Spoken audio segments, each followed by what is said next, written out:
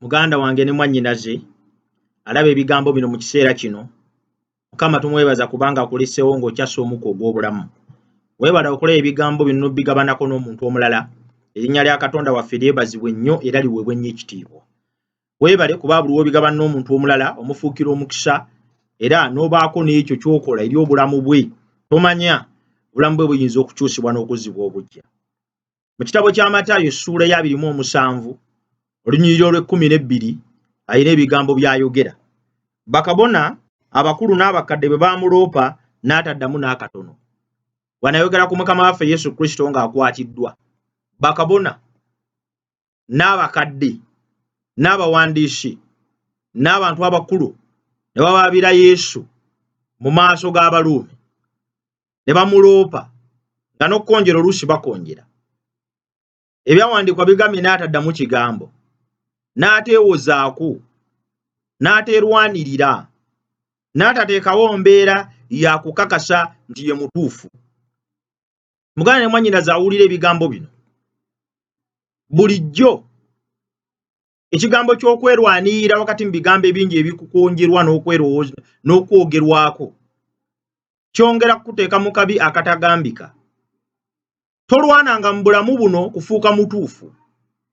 Tolwananga mu bulamu buno kwennyonnyolako eri abantu abatali beeteefuteefu kukutegeera.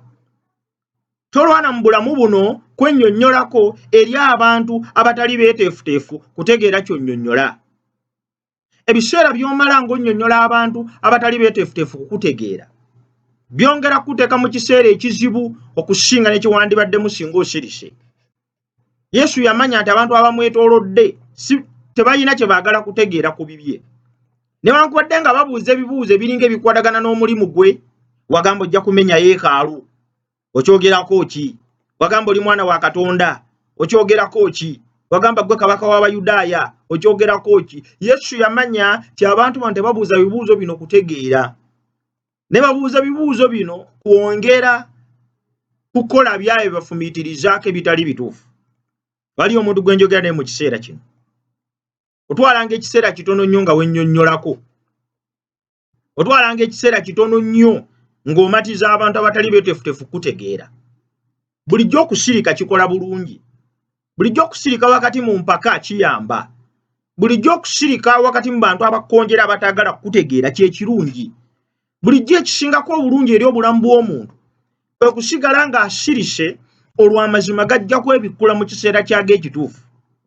Buli lwe tulwana n'okukaayana n'okuleeta ebigambo ebingi n'okwennyonnyolako ennyo tusobole okuba abatuufu, ate gye tukoma okwesiba n'okwesuula mu mitego egiyinza n'otuleetera obutatutegeera.